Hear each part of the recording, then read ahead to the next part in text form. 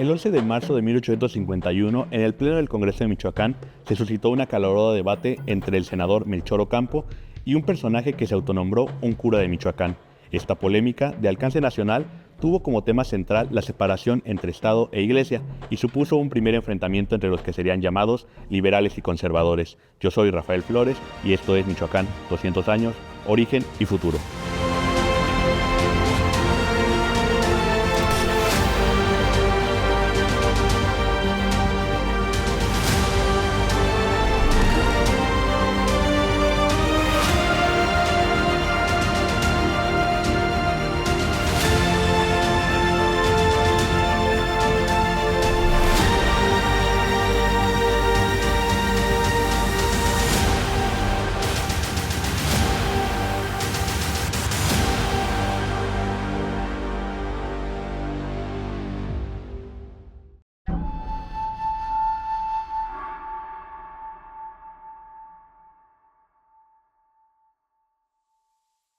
Buenas noches, bienvenidos a 200 años de Michoacán, origen y futuro. Estamos conmemorando los 200 años de la fundación del Estado de Michoacán como una entidad política libre y soberana. Es un proceso de fundación que implica diversas efemérides que inician propiamente con el Acta Constitutiva de la Federación, el 31 de enero de 1824, y que prosigue con la instalación del Congreso Constituyente el 6 de abril de 1824, y que en el transcurso, no obstante ser un Congreso Constituyente, sino también asumir funciones de un Congreso ordinario, pues van a designar gobernador del Estado, van a designar a los representantes del Poder Judicial y desde luego van a promulgar una Constitución el 19 de julio de 1825. Entonces, es todo un proceso que va a culminar propiamente con esa Constitución que va a fundar una nueva entidad política, ¿verdad? Y que ya en otro programa se habló precisamente de este proceso y de los factores que estuvieron ahí presentes. El día de hoy nos vamos a ocupar de un tema muy importante que toca fibras sensibles y que podríamos decir es un tema de actualidad. Michoacán, liberal o conservador. Y para ello hemos invitado a 3 especialistas del tema que en diversos artículos, libros y conferencias se han acercado a esta problemática. Está con nosotros la doctora Lisette Griselda Rivera Reinaldos. Ella es doctora en Historia por la Universidad Jaume I de Castellón de la Plana en España y está adscrita al Instituto de Investigaciones Históricas de la Universidad Michoacana de San Nicolás de Hidalgo. Bienvenida, doctora. Gracias. Está también con nosotros la doctora Juana Martínez Villa. Ella es doctora en Historia por la Universidad Michoacana de San Nicolás de Hidalgo y está adscrita a la misma casa de estudios en nuestro estado. Bienvenida. Gracias, gracias. Y desde luego está nuestro amigo el doctor Francisco Ramos Quirós. Él es doctor en Derecho por la Universidad de Aguascalientes y doctor en Ciencias Jurídicas por la Universidad de Cádiz. Está adscrito a la Facultad de Derecho y Ciencias Sociales de la Universidad Michoacana de San Nicolás de Hidalgo. Bienvenido, doctor Ramos. Gracias. Bien, para iniciar este conversatorio, me gustaría preguntarle al doctor Ramos Quirós, ¿qué se puede entender en términos generales como liberal o conservador? ¿Y cómo ha sido la presencia de este liberalismo o conservadurismo en la entidad? Claro que sí. Bueno, antes que definirlo, habrá que decir que ningún término es completamente absoluto. Digamos, esto tiene sus asegúnes. En términos generales, hablar de liberales pues, guarda referencia al liberalismo como doctrina en el siglo XIX, que es proclive o que busca el reconocimiento de derechos, el cambio de las cosas, temas que tienen que ver con el poder, la concentración de poder, pensar en división de poderes, vamos los cambios y basado en la idea de libertad. Entonces, esta idea de libertad y, digamos, pues con esa idea contraria, como son los conservadores, que justamente, el nombre lo dice, aquellos que buscan pues conservar, mantener el estado de las cosas y que son mucho más afines a la figura del poder depositado en una sola persona. Podríamos hacer referencia justamente que nos encontramos en el momento de un antiguo régimen, donde se está apenas transitando justamente, y es este momento importante que se vive a finales del siglo XVIII y sobre todo se va a ver ya el resultado en el siglo XIX, cómo pues prácticamente estos dos grupos están luchando, unos por mantener el estado de las cosas y otros por cambiarlo. Prácticamente en el estado de Michoacán, como en todos los lugares, pues hay que decirlo, hay una presencia ambivalente. Hay presencia tanto de liberales como de conservadores y lo que hay que tomar en cuenta justamente es que, vamos, no es algo definitivo. Hay personajes, y ya lo comentaremos más adelante, pues hay personajes que tienen una característica liberal y posteriormente presentan elementos de conservador. Entonces hay que decirlo que hay una presencia de ambos. Pero en términos generales, esa sería la forma de entenderlo. Sí, me parece que es importante señalar que el término liberal nace precisamente en el Cádiz de las Cortes, con un sentido eminentemente político, en donde de lo que se está tratando es de configurar una postura, un posicionamiento que se podría entender progresista, en el que están muy presentes los derechos individuales, y en donde se trata de atacar un poder absoluto, por no decir un poder despótico, desde luego, y que desde luego busca también ofrecer garantías individuales y acabar, o al menos intentar acabar con instituciones y prácticas que desde la perspectiva liberal iban en contra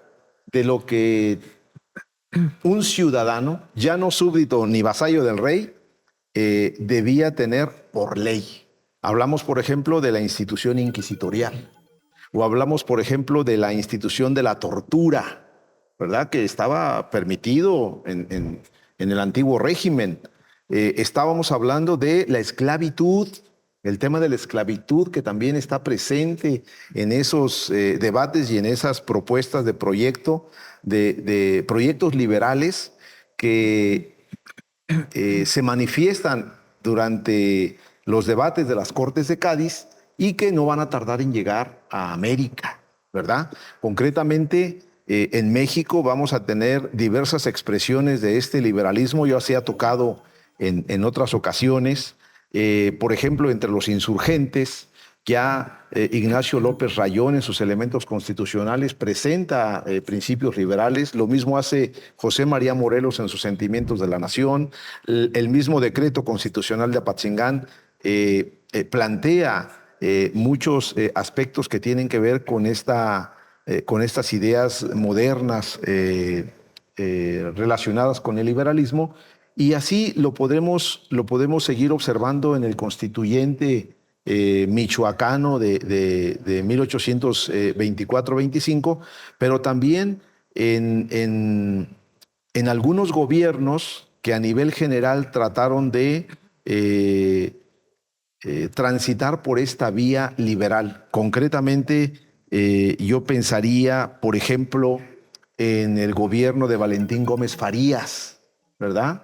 Que trató de impulsar una serie de reformas, de transformaciones, que después va a detener a Antonio López de Santa Anna en el 34, cuando regresa de su hacienda de Manga de Clavo y echa para atrás lo que ya Gómez Farías había ganado y había impulsado. Entonces, me parece que este liberalismo, o más bien esta primera propuesta de liberalismo que observamos en la primera mitad del siglo XIX va a sufrir transformaciones durante la Reforma, o durante la intervención francesa, o posteriormente, como ya lo dijo Charles Hell, en el Porfiriato. Entonces tendríamos que pensar también en que hay varios momentos de liberalismo mexicano y que aquí en Michoacán también va a tener expresiones muy diferentes y muy peculiares. Doctor Francisco, generalmente suele hacerse referencia a los diputados de corte liberal en Cádiz, pero ¿qué se puede señalar con respecto a los conservadores?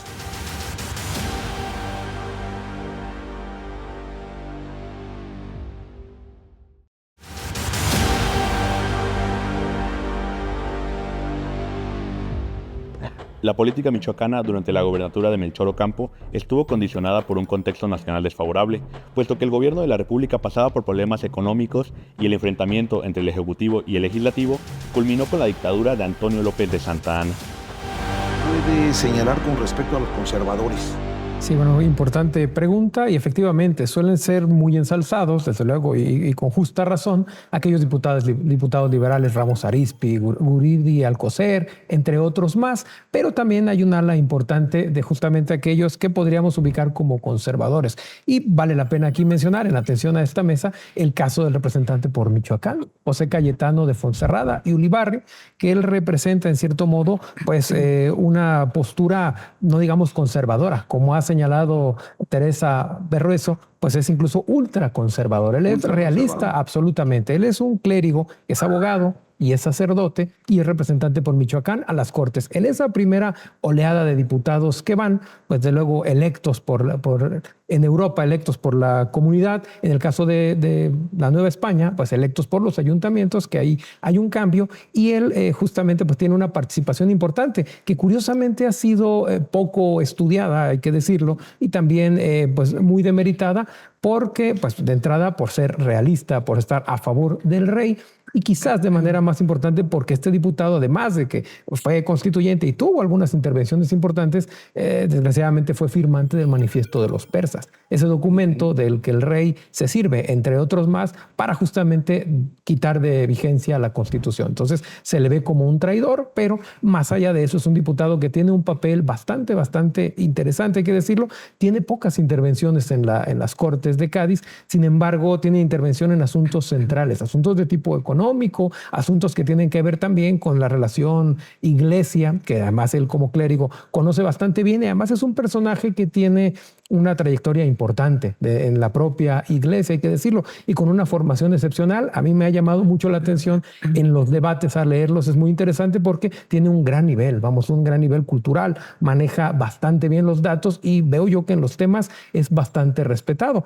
Poco conocido, incluso, repito, por quizá el tema de haber firmado ese manifiesto de los persas, que además le trajo beneficios, pero tuvo un papel importante, yo me atrevería a decir que incluso un poco más, ya no en las Cortes Generales Extraordinarias, que fue ese primer momento cuando se está debatiendo el tema de la Constitución, sino ya en las Cortes Ordinarias. Incluso él fue propuesto para ser presidente de las Cortes. No quedó como presidente, pero más adelante sí quedó como vicepresidente. Entonces es importante, digamos, ese papel que tiene, y además cumple con la expectativa porque busca beneficios para la provincia que representa. Una de las cosas que él hace, a pesar de todo, hay que decirlo, busca que se establezca una audiencia para Michoacán, uniendo Michoacán y Guanajuato, viendo los beneficios que traería tener un órgano de impartición de justicia ante las grandes distancias que hay pues, en la Nueva España.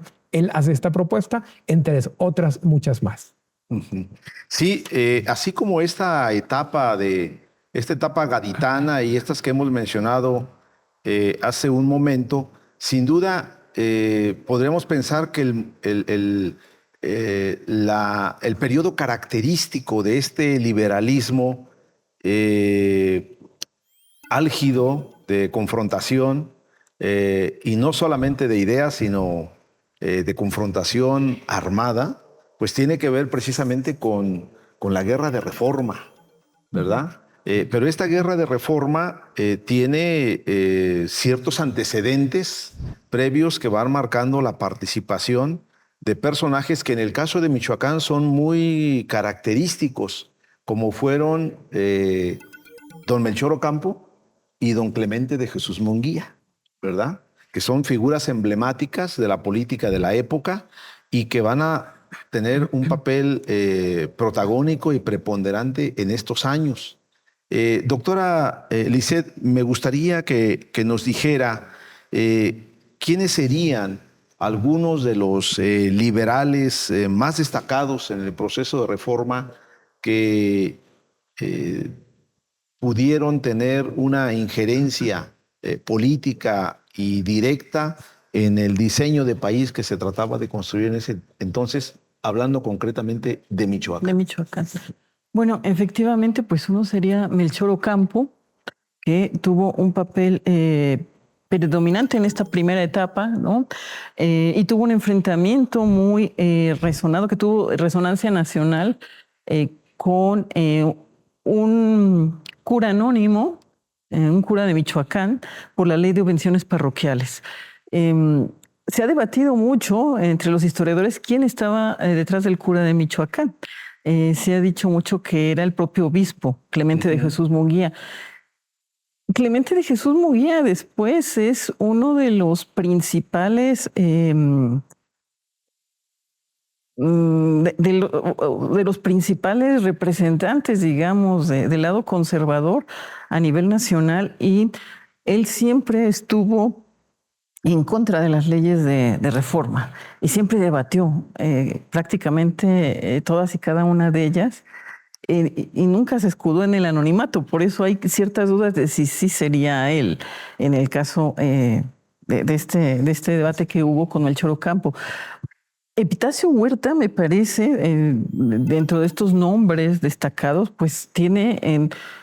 yo coincido con el doctor Raúl Arreola Cortés. Me parece que a Huerta no se le ha dado el mérito que merece como un personaje que incluso decretó medidas a nivel estatal que fueron antecesoras de varias de las posteriores leyes de reforma, ¿no? Él, por ejemplo, incautó las alhajas de la catedral, decretó la extinción del Hospital de San Juan de Dios, decretó la extinción del Colegio Seminario, antes de que, mandó, ¿no? Me impuso préstamos forzosos para poder contribuir al esfuerzo bélico una vez que estalla la guerra de reforma. Y muchas de estas medidas antecedieron, bueno, también la secularización de los panteones, antecedieron a lo que después Juárez hace, ¿no? Ya una vez concluyendo la guerra de reforma. Entonces yo creo que Epitacio Huerta pues es una figura fundamental en este proceso, igual que Clemente de Jesús Munguía, que tiene escritos jurídicos de defensa de la Iglesia muy importantes que creo que todavía tienen mucho que dejar al análisis, ¿no? Entonces son como las dos figuras fundamentales en torno a lo que es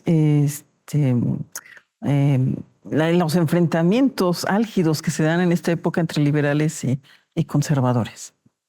Hay otro punto interesante que me gustaría, doctora Lisset, que nos hablaras, porque te has ocupado de ella en diversas obras, es lo relacionado con el tema de la desamortización de bienes civiles y eclesiásticos en Morelia, porque esto precisamente se enmarca en esta política liberal característica de ese siglo XIX, de mediados del siglo XIX, en donde observamos que hay, por un lado, una política de reparto de tierras de las comunidades indígenas, pero al mismo tiempo hay una serie de disposiciones como la Ley Lerdo de junio de 1856 y después la Ley de Nacionalización de Bienes Eclesiásticos que van a permitir que el Estado pues determine qué va a hacer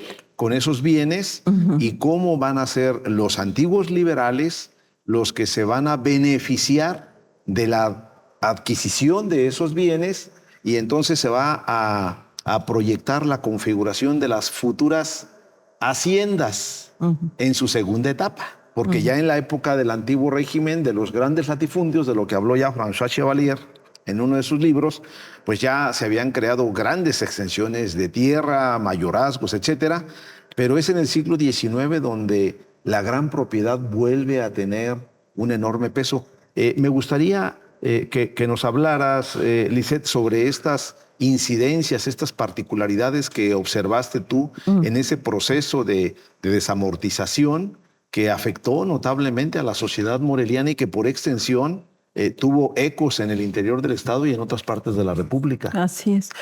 Bueno, dentro de las principales leyes de reforma que se empiezan a emitir a partir de 1856, bueno, desde el 55, ¿no? Que es la primera. Desde luego la ley de desamortización y después la de nacionalización fueron fundamentales. La pretensión detrás de estas leyes era poner, bueno, así lo argumentaban los liberales, ¿no? Poner en circulación bienes de manos muertas, lo que ellos denominaban manos muertas porque consideraban que pues, las comunidades indígenas, los ayuntamientos y la iglesia tenían estos bienes que no movilizaban, ¿no? Entonces ellos querían que el capital circulara, que se produjera, ¿no? En el caso, por ejemplo, de las haciendas, que las tierras produjeran. Aunque en la iglesia, por ejemplo, sus haciendas sí producían, pero había esta idea preconcebida de que no, de que estaban allí y que lo que sí era cierto es que acaparaban una gran cantidad de tierras. Entonces la desamortización manda que los bienes que están alquilados, bueno, los arrendatarios de los bienes, ¿no? Pueden optar por adjudicárselos. Y si ellos no quisieran adjudicárselos, pueden dejarlos a algún denunciante, ¿no? En subasta pública. Esta primera ley tiene, pues ocasiona una gran disputa con la iglesia, ¿no? Allí también entra otra vez Munguía con su defensa eclesiástica, aduciendo, bueno, que no son en realidad bienes de manos muertas, que el término es muy cuestionable. Y empiezan a apelar, digamos, a la idiosincrasia religiosa de la gente para que no se adjudique los bienes. Entonces, la iglesia recurre a muchas tretas, digamos, a prestanombres, ¿no? O les pide a los feligreses, bueno, que se adjudiquen, pero que en cuanto ellos se los pidan, les regresen las propiedades. Pero aún así hay varios liberales que aprovechan la ley de desamortización para hacerse de bienes. Esto, una vez que se decreta en 1859 la ley de nacionalización, que tiene la pretensión, la ley de nacionalización de bienes civiles y eclesiásticos, que tiene la pretensión de corregir errores de la desamortización, pues allí es cuando sí hay muchas personas, muchos personajes que seguramente a la gente le suenen los nombres, ¿no? Empiezan a adquirir bienes nacionalizados, ya sin, digamos, ya cuando son bienes nacionales, pues ya no hay este temor, digamos, a la excomunión con la que se amenazaba y todo esto. Entonces tenemos extranjeros, ¿no? Como Víctor y Daniel Backhausen, o el ingeniero belga Guillermo Goudon de Soriné, que adquieren propiedades de la iglesia. Por ejemplo, el convento de San Francisco pasa a manos de Goudon de Soriné, pero también muchos bienes pues se los queda, bueno, militares, ¿no? El caso más emblemático pues es el de Porfirio García de León, que se hace de muchos bienes. Hay la sospecha incluso de que cuando se dio la incautación de bienes de la catedral, él se quedó parte porque de repente tuvo muchos recursos para poder hacerse de bienes de la iglesia. Entonces nunca se ha confirmado eso, pero lo cierto que fue uno de los grandes beneficiarios de estas leyes de nacionalización y de desamortización y nacionalización, ¿no? Y bueno, ¿qué más?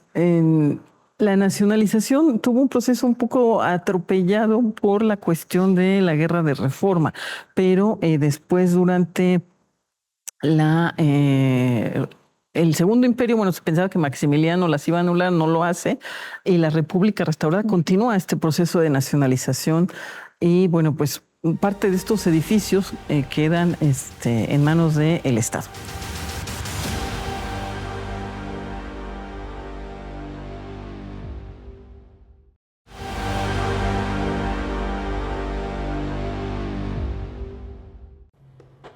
Hacia enero de 1853, en el ocaso del gobierno de Ocampo, este solo controlaba la ciudad de Morelia con unas fuerzas militares bastante diezmadas, por lo que Melchor Ocampo no tuvo más remedio que renunciar al cargo de gobernador del estado, abriendo con esto la puerta al ejército conservador que entró a la ciudad el 1 de febrero de 1853. En manos del Estado. Sin duda, uno de los efectos más significativos que trajo consigo esta legislación liberal se reflejó en las transformaciones urbanas. Doctora Juana, ¿cuáles serían algunas de esas transformaciones ocurridas en la ciudad capital de nuestro estado que se enmarcan en este contexto de reforma liberal? Claro que sí. Bueno, para fortuna de quienes historiamos las ciudades y sobre todo en términos urbanos, durante el siglo XIX es uno de los siglos con mayor producción cartográfica. Es una cartografía muy rica y en el caso específico de Morelia, pues esta cartografía es sumamente rica en cuanto a cómo estas disposiciones de fines de los 50 que nos ha comentado la doctora Lisset impactaron en el espacio urbano. Y dos elementos esenciales que me gustaría mencionar es justo el impacto que tiene estas leyes en los cementerios, en los antiguos camposantos, que recordemos que la mayoría de estos espacios estaban todavía al interior de los recintos religiosos, en los atrios, y a partir de estas leyes se abren estos espacios para dar paso a cementerios civiles, ¿sí? En el caso de la ciudad de Morelia, por ejemplo, se cierran los antiguos cementerios, los camposantos, por ejemplo, de San Francisco, de San Agustín, y se abren como civiles San Juan, San José, posteriormente los Urdiales, y muy a fines del siglo XIX, lo que ahora conocemos como Panteón Civil. Ahora, hay un impacto también muy interesante en lo que respecta a la desacralización de las calles y de los espacios mayores como las plazas públicas. Porque, como bien lo ha señalado la doctora Lisset, los recintos sagrados, estos recintos pues amurallados por las bardas atriales, no solamente se dividen, sino que muchos de ellos dan apertura a nuevas calles, ¿sí? Vemos casos muy concretos en el antiguo conjunto de San Francisco y el Templo de la Tercera Orden.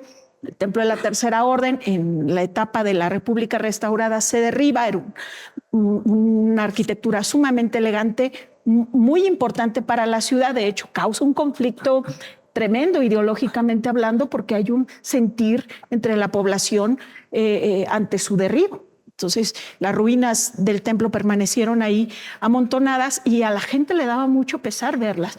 Esto dio paso al surgimiento de algunas calles. Lo mismo sucedió con San Agustín. Hay que recordar, por ejemplo, que estos conjuntos conventuales no solo estaban constituidos por el templo y el convento, sino también tenían terrenos a manera de huertas y bueno, donde durante el siglo XVII y XVIII incluso se criaba ganado menor y mayor, ¿no? Tenían varias, lo que ahora conocemos como manzanas, y esto había perdurado hasta prácticamente la década de los 60. Poco después del Segundo Imperio es cuando empiezan los cambios más trascendentes, ¿no? Y sobre todo durante la República Restaurada es cuando la mayoría de las bardas atriales prácticamente se derriban. ¿Sale? Este periodo también es un periodo de transición muy interesante en cuanto a funciones religiosas en el ámbito público, porque recordemos que sobre todo durante la República Restaurada hay un mayor condicionamiento, hay una mayor restricción para que se realicen funciones públicas que tengan que ver eminentemente con lo religioso. Y bueno, esto también tiene un impacto psicológico muy tremendo entre los habitantes de la ciudad. El tema del impacto que generó esta serie de disposiciones liberales de la reforma en el medio urbano es innegable. Sin embargo, en los años previos, estas posturas que se asumieron durante el federalismo y el centralismo fueron marcando la tónica y el surgimiento o el protagonismo de actores que van a tener un papel significativo en eso que después vamos a entender como el Partido Conservador o el Partido Liberal. Recordamos, por ejemplo, que ese Partido Conservador lo funda Lucas Alamán en 1849, pero previo a eso ya había manifestaciones, expresiones de esa tradición y de ese pensamiento conservador en ciertos actores michoacanos, de los cuales me gustaría que el doctor Francisco Ramos pudiera ahondar un poco.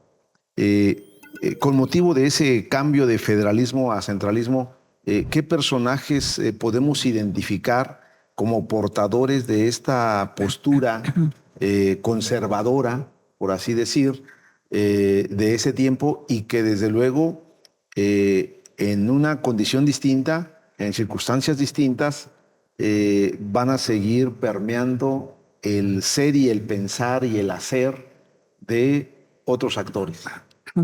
Sí, claro, es una pregunta muy interesante. Viene a mi mente un personaje, Francisco Manuel Sánchez de Tagle, y hay que señalarlo, nos sirve para ejemplificar varias cosas. Él es un vallisoletano importante, con una trayectoria política tan importante que es propuesto por el Congreso Constituyente para primer gobernador. Entonces él ahí no acepta, digamos, el nombramiento, y hay que decirlo, es un personaje para esos momentos pues de corte liberal. Es un personaje que ha luchado, ha estado colaborando con los insurgentes, en este caso, ha tenido una participación importante, es firmante del Acta de Independencia, tiene una trayectoria importante, y justamente en el cambio hacia al avanzar del federalismo al centralismo a partir de 1835, él cobra una importancia que hay que comentar, porque él es quien encabeza pues, los trabajos que dan como resultado las 7 leyes constitucionales, las 7 leyes de corte centralista. Y esto es algo muy importante, porque esto primero habría que decir y echar por tierra una idea que ha sido pues ya desmentida por varios historiadores, entre ellos Reinaldo Sordo Cedeño, el hecho de que este congreso se creía que era un congreso creado, o que en su mayoría eran clérigos, que era la iglesia la que estaba detrás, y la realidad es que no es así. Y vamos, ¿cuál es la importancia de Francisco Manuel Sánchez de Tagle? Dentro de este, digamos, yo mencionaría 2 elementos. Una cosa que no hay que perder de vista es que esta constitución, o estas 7 leyes constitucionales, eso es el primer documento de carácter general, porque que establece derechos humanos, que establece un catálogo de derechos, porque la Constitución de 1824 no lo había establecido. Lo estableció la Constitución local medianamente, pero la federal no. Entonces, esta es la primera Constitución que, de hecho, en la primera ley establece derechos, pero más importante todavía es el establecimiento del Supremo Poder Conservador, que de entrada es una institución igualmente que ha sido poco estudiada, tristemente, porque se asume que tiene que ver con el conservadurismo, por el propio nombre. La realidad es que es algo completamente distinto. Es supremo poder conservador, pero conservador del orden constitucional. Buscar que los poderes, en este caso el ejecutivo, el legislativo y el judicial, pues se mantuvieran en su órbita. Digamos, esto está inspirado en las ideas de Benjamin Constant, justamente del poder neutro. Esa es la idea del Supremo Poder Conservador. Es un órgano colegiado, 5 miembros que tenían altos requisitos para poder llegar a ese puesto, y tenían que vigilar la actuación de los órganos, cualquier órgano, y tenía atribuciones importantísimas que hoy en día pues serían inimaginables prácticamente. No solamente podía anular actos del Poder Ejecutivo o del Legislativo, podía desaparecer los poderes, no solo irse contra el acto, sino contra la autoridad. No solo desaparezco o anulo el acto, te destituyo como autoridad. Eso es algo que hoy en día sería prácticamente impensable. Entonces, ese Supremo Poder Conservador es importante, y pues aquí es donde justamente decía al inicio, es difícil ver digamos, a los personajes como completamente liberales o conservadores. Esto tiene que ver con sus circunstancias de vida, sus circunstancias políticas, lo que el país está atravesando, y eso marca este caso de Sánchez de Tagle, es para mí muy emblemático, porque de ser un insurgente, pues, o vamos, con esa idea liberal o esas ideas liberales, de repente convertirse en uno de los artífices justamente en la época centralista, en aquel primer centralismo, pues no deja de llamar la atención.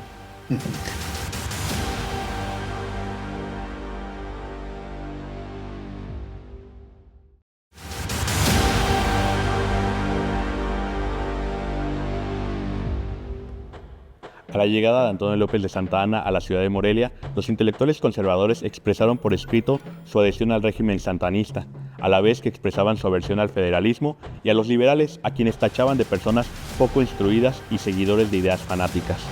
Pues no deja de llamar la atención. Sí, efectivamente, creo que el papel de Sánchez de Tagle es central para entender cómo se diseña un nuevo poder que tiene por objeto mantener el equilibrio de poderes. ¿Por qué? Porque ya se había observado que existía una pugna muy fuerte entre el poder ejecutivo y el poder legislativo. El poder judicial, en realidad, a lo largo del siglo XIX, no tuvo una presencia como poder autónomo, como poder independiente, y entonces siempre se veía la pugna entre Congreso, caudillo, caudillo, Congreso. Precisamente para eso se plantea la creación de un supremo poder conservador que efectivamente, desde la perspectiva que Francisco lo ha planteado, tenemos que entenderlo como un instrumento que trata de mantener ese equilibrio de poderes. Sin embargo, hay otros elementos de las 7 leyes que sí son eminentemente conservadoras y forman parte de esa tradición conservadora que está presente y se observa sobre todo en el tema de la religión. ¿Por qué? Porque no va a haber un debate, un cuestionamiento en torno a separar la Iglesia del Estado, como sí va a ocurrir en el Constituyente del 56-57. Y entonces ahí sí estamos observando que hay un cambio de postura y de planteamiento en torno al tema de la separación entre la Iglesia y el Estado. Pero volviendo al caso de lo que comentaba la doctora Juana, las leyes de reforma no solamente transformaron el espacio urbano, también el paisaje de las ciudades y del Estado fueron transformadas por la guerra. Sí. ¿Verdad? Porque no olvidemos que en este contexto de lucha entre liberales y conservadores tuvimos una intervención extranjera, que fue la intervención francesa que encabezó el gobierno imperial de Maximiliano, no obstante que él va a llegar a este país hasta 1864, pero previo, desde el 62, ya estaban los franceses invadiendo nuestro territorio, y aquí Michoacán va a tener un papel muy destacado en la lucha contra el imperio. Y junto con ello vamos a observar el surgimiento de nuevas identidades políticas, como por ejemplo la figura del chinaco, ¿verdad? El chinaco es un estereotipo identitario que lo identifica con la república. Ser chinaco es ser republicano, es ser juarista, es ser enemigo del imperio y obviamente enemigo de Maximiliano. Pero antes de hablar de Maximiliano, ¿por qué no nos hablas de estas transformaciones, este impacto que va a generar la guerra en la transformación del paisaje? Sobre todo aquí cuando se trató de tomar la ciudad de Morelia, ¿verdad?, por los liberales, y que pues simplemente no se pudo. Exactamente. Bueno, es un episodio muy emblemático para la ciudad porque pues rompe totalmente con esta idea de esta ciudad perfectamente bien cuadriculada, renacentista, con una traza renacentista. Para nada se vislumbraba una ciudad que tuviera que protegerse de ataques militares, ¿no? A pesar de que bueno, va a tener varios momentos de estas características, sobre todo a partir del movimiento insurgente. Hay intentos de toma y posteriormente, incluso a fines de los 50, hay otro en medio de la guerra de reforma. Pero de la presencia de los franceses es muy interesante. Recordemos que los franceses habían llegado a Morelia en noviembre de 1863. Y bueno, obviamente, como la ciudad capital se convierte en sede imperial, pues tuvieron que salir los republicanos e instalarse en otra sede, que fue Uruapan. O sea, es un momento muy interesante porque Michoacán tiene dos ciudades capitales, ¿no? Obviamente, los republicanos instalados en Uruapan siempre quisieron tomar, porque simbólicamente es muy importante tener en sus manos la capital, en este caso Morelia, y planean justamente la toma para diciembre del 63.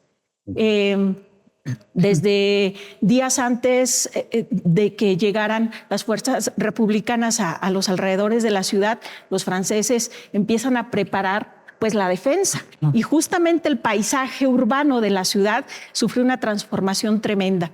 Se hace una especie como de cinturón protector para el corazón de la urbe, que se realiza a partir de parapetos y zanjas que prácticamente cubrían un perímetro que iba más o menos del actual Jardín de Villalongín al actual Templo de la Merced, por el oriente y el poniente, y del lado norte, más o menos sobre la actual calle de Eduardo Ruiz, hasta los templos del Prendimiento, el Jardín de la Soterraña, en fin, era como el perímetro que habían preparado los franceses para su defensa.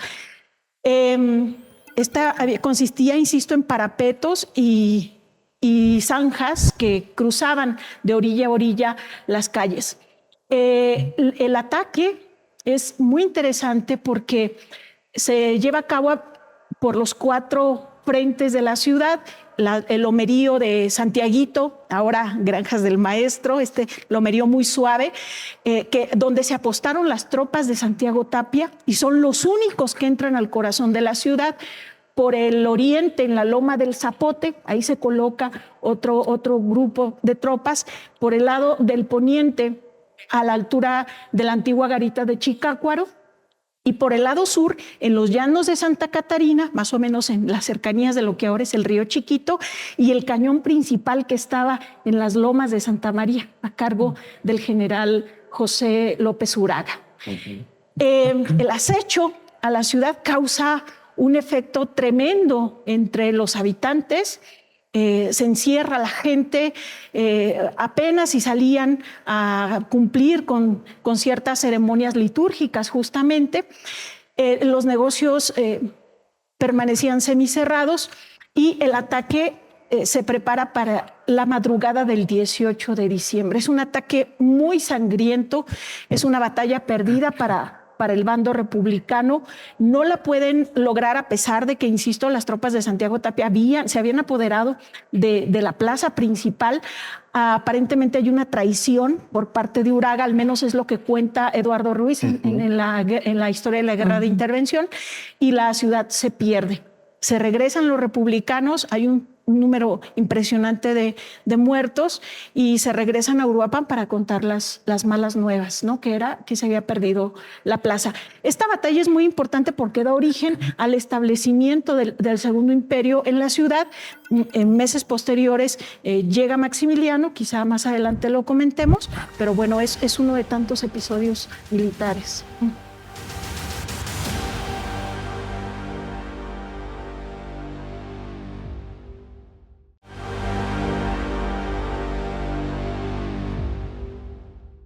Durante el gobierno de Benito Juárez, quien instituyó un gobierno itinerante y tras promulgar las leyes de reforma, la posición del gobierno de Michoacán, encabezado por el recién elegido Santos Degollado, fue en apoyo, y es que en cierta manera el gobierno de Juárez dependía del apoyo de los gobernadores liberales. De tantos episodios militares. Muchas gracias, maestra Juana. Hay, desde luego, cambios importantes que se dan en el espacio urbano y en el escenario político a partir de esta promulgación de leyes de reforma. Doctora Lisset, me gustaría que nos comentara qué otros elementos característicos se deben de considerar como consecuencia de esta aplicación de las leyes de reforma, además de esta política de desamortización, de esta apropiación de tierras por parte de activos militares o propietarios liberales, inclusive extranjeros, y desde luego de estos cambios urbanísticos que se están dando en la ciudad. ¿Qué otros aspectos importantes tendríamos que considerar como un impacto real de estas leyes de reforma? Bueno, algo que hay que considerar, por ejemplo, es la expulsión de órdenes religiosas, ¿no? La orden de San Vicente de Paul, que es expulsada, y las órdenes regulares. El clero regular es más golpeado que el secular en este proceso, porque la nacionalización decreta el cierre de los conventos, los masculinos en un primer momento. Y los monjes tienen que pasar, si lo desean, al clero secular, y si no, a la vida civil. Entonces, es un golpe muy fuerte para el clero regular, ¿no? El desmembramiento de las órdenes religiosas. A las mujeres, en las órdenes monásticas femeninas, se les permite permanecer, pero, por ejemplo, las novicias no. Las que todavía no profesan tienen que salir de los conventos y reincorporarse a la vida civil. Entonces queda un grupo de mujeres, pues mayores, varias de ellas, que queda, bueno, se les dice que si quieren también reincorporarse a la vida civil lo pueden hacer, la mayoría no lo hace, permanecen en los conventos, hasta la ley de exclaustración de órdenes monásticas femeninas en 1863. Aquí se da una expulsión masiva de las mujeres de los conventos que tiene un gran impacto social. Para la sociedad fue muy fuerte mirar cómo eran sacadas de los conventos estas mujeres, muchas de ellas ya muy mayores, enfermas, achacosas, y se da en varias ciudades del país, en varias villas, poblaciones, que la sociedad, en el caso de Morelia, la sociedad moreliana va a esperar a las mujeres cuando las sacan, y muchos se las llevan a sus casas porque algunas no tenían familia. El gobierno les otorga el equivalente a sus dotes para sobrevivir, en teoría, porque luego no se les da finalmente, se les consigna, pero luego no se les da. Entonces, muchas de ellas además se tienen que inmiscuir en procesos jurídicos para reclamarle al Estado que les paguen sus dotes. Entonces tienen que contratar abogados, o si todavía tienen familiares, recurrir a los hermanos, a algún familiar sobreviviente que quiera hacerse cargo de meterse a esos vericuetos judiciales para solicitar al Estado el pago de las dotes. Entonces yo considero que es otro de los momentos fuertes que tienen las leyes de reforma, ¿no? Y de los de mayor impacto social. Para la gente debió haber sido pues muy fuerte observar. Se dice que en algunas ciudades sacaron incluso los carros de basura, subieron a las monjas para desalojarlas de los conventos. Entonces esta imagen para la población debe haber sido muy fuerte, ¿no? Así como estas disposiciones impactaron en la sociedad de manera negativa, sin duda, también hubo otros momentos que parecía que en la ciudad pues generaban esperanza, ilusión, como es el caso de la presencia de Maximiliano en Morelia. Hospedado precisamente en esta casa, en este recinto, la antigua casa de don Isidro Huarte.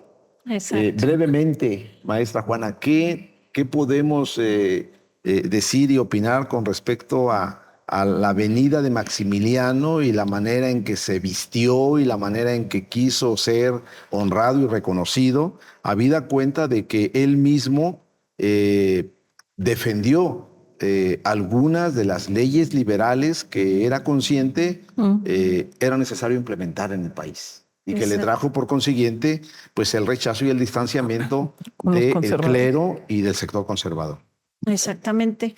Bueno, hay que decir que la visita de Maximiliano a la ciudad pues es la última fiesta regia de la ciudad de Morelia, Valladolid, Morelia, ¿no? Sí, rescatamos la tradición novohispana.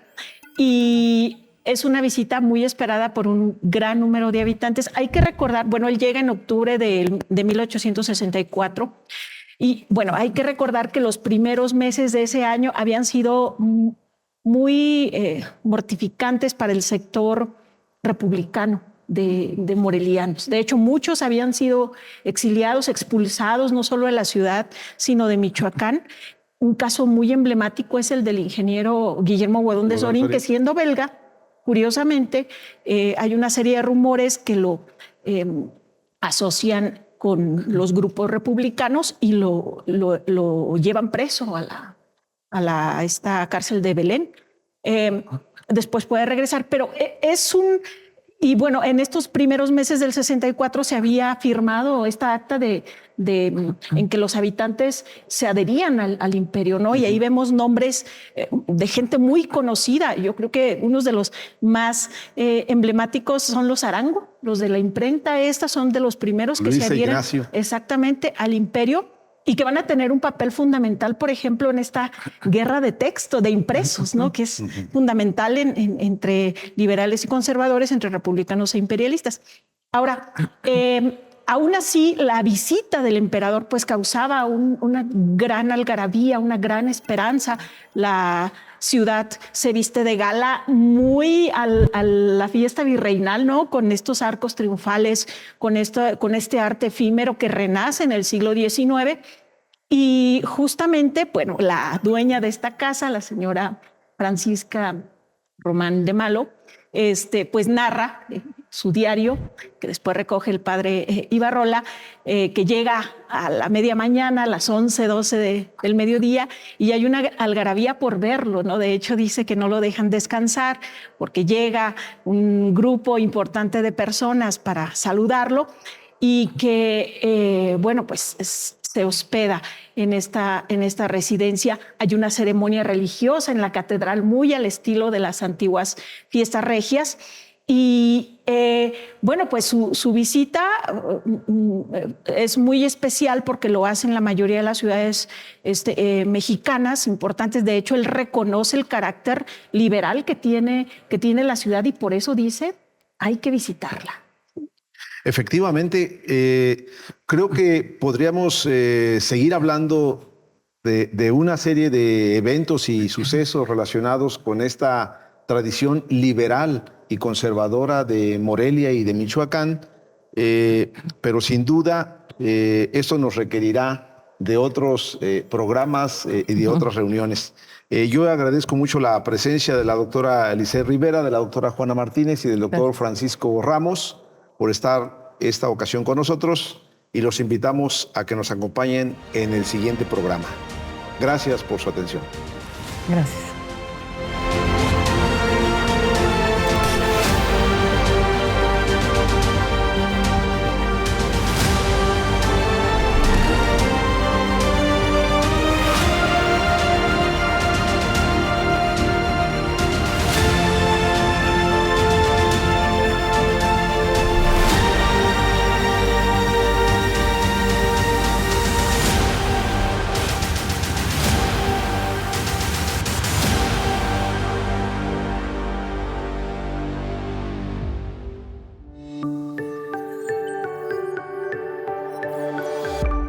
Sistema Michoacano de Radio y Televisión presentó